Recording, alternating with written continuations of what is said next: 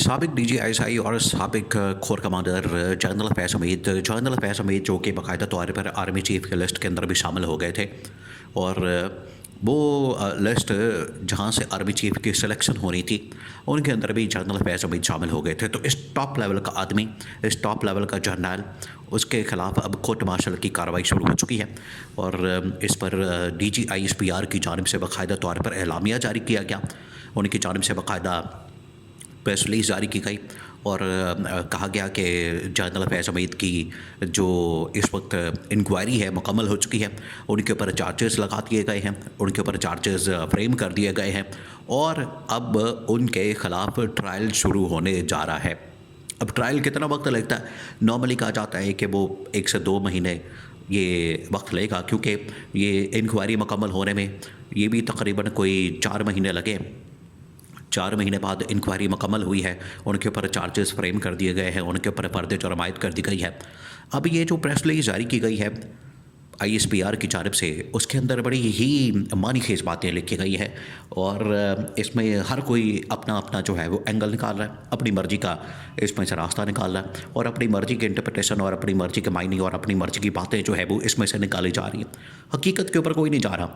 हकीकत क्या है, इसकी बैकग्राउंड क्या है, इसका स्टेटस क्या है, इसके ऊपर कोई नहीं बात कर रहा। सारे इसके ऊपर बात कर रहे हैं गवर्नमेंट, ख़ास तौर पर हुकूमत और नून लीग का इसके अंदर पता नहीं क्या इंटरेस्ट लगता है। नून लीग को इसके अंदर पता नहीं क्या पड़ी है कि इसको किसी ना किसी तरीके से इमरान खान के साथ जोड़ दिया जाए।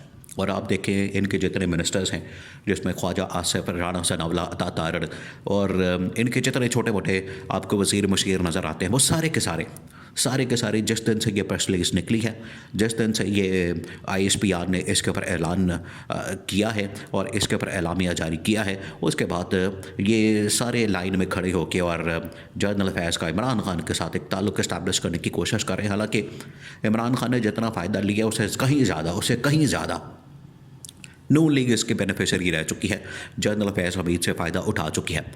वो एक अलग डिबेट है, लेकिन इस वक्त जो सूरत हाल है, इसकी बैकग्राउंड को समझना और इस वक्त इसके स्टेटस को समझना बड़ा ज़रूरी है। जनरल फैज़ हमीद के ऊपर जो चार्जेस फ्रेम किए गए हैं, जो उसके ऊपर फ़र्द जुर्म आयद की गई है, उसमें 4-5 बड़े अहम तरीन नुकात हैं। जो 3-4 पहले जो नुकात हैं जिसमें फ़र्द जुर्म आयद कर दी गई है जनरल फैज़ हमीद के ऊपर और उनके ऊपर फ़र्द जुर्म आयद करके चार्जेस फ्रेम किए गए, उसमें जो 3-4 पहले नुकात हैं जो चार्जेस फ्रेम किए गए हैं, वो सारे के सारे उनके ओहदे के मतलब बतौर डीजीआईएसआई या बतौर डीजीसीआईएसआई या बतौर कोर कमांडर पेशावर या सर्विस के दौरान। असल में तो ये सर्विस में तब ऊपर आते हैं जब नवाज़ शरीफ के दौरे हुकूमत में या नून लीग के दौरे हुकूमत में, जब इनकी जानिब से अचानक से डीजीसी बतौर डीजीसी एक धरने के मामले के ऊपर दस्तखत किए जाते हैं। जब टीएलपी का धरना उस वक्त खादिम हुसैन रिजवी की सरबराही में इस्लामाबाद में फैज़ाबाद में पहुंचा था और उस वक्त ये बतौर डीजीसी आईएसआई के बतौर डीजीसी जनरल फैज़ हमीद के दस्तखत होते हैं। उस वक्त उनके पास डीजीसी का ओहदा होता है और वो मेजर जनरल होते हैं। बाद में इनको प्रमोट किया जाता है और ये लेफ्टिनेंट जनरल बन जाते हैं, फिर डीजीआईएसआई बन जाते हैं और फिर बतौर डीजीआईएसआई है ये सारे मामलात खुलते हैं।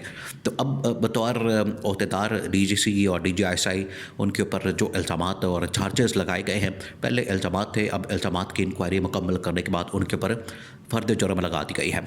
अब वो जो चार्जेस हैं उसमें ये कि इन्होंने अपने ओहदे का गलत इस्तेमाल किया, इन्होंने सरकारी वसाइल का इस्तेमाल किया, इन्होंने लोगों को नाजायज़ तौर पर नुकसान पहुँचाया, इन्होंने रियासती तहफ़्फ़ुज़ और मफाद को नुकसान पहुँचाया।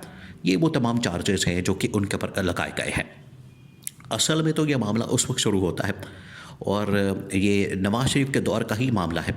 नवाज़ शरीफ के दौर के अंदर ही इस्लामाबाद में एक टॉप सिटी हाउसिंग सोसाइटी के मालिक का जनरल फैज़ हमीद के साथ एक लेन देन का मसला होता है टॉप सिटी हाउसिंग सोसाइटी के मुतालिक। और टॉप सिटी हाउसिंग सोसाइटी का मालिक जो है वो चले जाता है सुप्रीम कोर्ट में। सुप्रीम कोर्ट इस इंक्वायरी को भेज देती है मिनिस्ट्री ऑफ डिफेंस के पास, मिनिस्ट्री ऑफ डिफेंस इसको भेज देती है फ़ौज के पास। अब फ़ौज में जाता है, इंक्वायरी होती है। तो इसी साल, अब देखिए कब का मामला, आज जाके ये चल रहा है, ये 2016, 17, 15, 14 की बात है। तो अब 14 अब तकरीबन कुछ 4 महीने पहले, एग्जैक्ट 4 महीने पहले 12 अगस्त 2024 को जनरल फैज़ हमीद को हिरासत में लिया जाता है, उनको पकड़ा जाता है और उस वक्त प्रेस रिलीज जारी की जाती है और चार्जेस 2 फ्रेम किए जाते हैं। उस वक्त जो एलिगेशन लगाए जाते हैं, जिस बुनियाद के ऊपर इनको अरेस्ट किया गया, एक था टॉप सिटी का और दूसरा था कि इनकी जानिब से आर्मी एक्ट की वायलेशन की गई है। बस ये 2 चार्जेस लगा के इनको हिरासत में लिया जाता है। अब 4 मज़ीद चार्जेस और उसके अंदर एक और अहम तरीन जो चार्ज लगाया गया, अभी उसकी तहकीकात हो रही हैं, अभी उसकी तफ्तीश हो रही है। वो 9 मई और मुल्क के अंदर बदअमनी और पुरतशद्दुद वाक़यात के अंदर मुलविस होने के हवाले से 9 मई के ऊपर इनसे तहकीकात और तफ्तीश हो रही है। अब 9 मई का मामला आपको पता है, उसको जोड़ा जाता है PTI और इमरान खान के साथ। PTI इसके अंदर मुलविस है 9 मई के अंदर। और ये 9 मई को असल में जो वाक़या हुआ था, बाहर जो बदअमनी हुई, बाहर जो पुरतशद्दुद वाक़यात हुए, वो तो एक साइड है। दूसरी ये कि अंदर खाता ये चल रहा था, अंदर खाते मामला ये चल रहा था कि जनरल आसिम के ख़िलाफ़ एक कूप करना, जनरल आसिम के ख़िलाफ़ बगावत करनी है। और इसको ऑन रिकॉर्ड ये बात किसने की है? ये प्राइम मिनिस्टर शहबाज शरीफ ने की है, वज़ीर आज़म शहबाज शरीफ ने, और बाकी तमाम लोग जो है वो एंडोर्स कर चुके हैं। अब शहबाज शरीफ से बढ़कर और तो कोई शख्सियत नहीं पाकिस्तान में इस वक्त जो पाकिस्तान में है। तो शहबाज शरीफ ने कहा हुआ है कि यह बगावत हुई है जनरल आसिम के ख़िलाफ़। तो यहाँ पर ये प्रेस रिलीज़ के अंदर तो बगावत का जिक्र नहीं किया गया, इसके अंदर तो बिल्कुल बगावत को मेंशन नहीं किया गया। इसके अंदर ये कहा गया कि 9 मई में जो पुरतशद्दुद और बदअमनी के वाक़यात हुए, उसमें इनकी तफ्तीश और तहकीकात जारी है, बस इतना कहा गया। और जिस दिन से ये प्रेस रिलीज़ निकली है, नून लीग वाले पागल हो गए हैं, नून लीग वाले इधर पुड़क के उधर जाते हैं, पुड़क के उधर जाते हैं, और पता नहीं क्या कर रहे हैं। इनकी जानिब से ये शोर मचाया जा रहा है कि वो जनरल फैज़ हमीद पकड़ा गया, इमरान खान पकड़ा गया, दोनों पकड़े गए, दोनों रल गए, मिल गए, दोनों पकड़े गए रंगे हाथों, हमने पकड़ लिया, ये कर लिया, वो कर लिया, और ये सारा लिंक किया जा रहा है इमरान खान के साथ।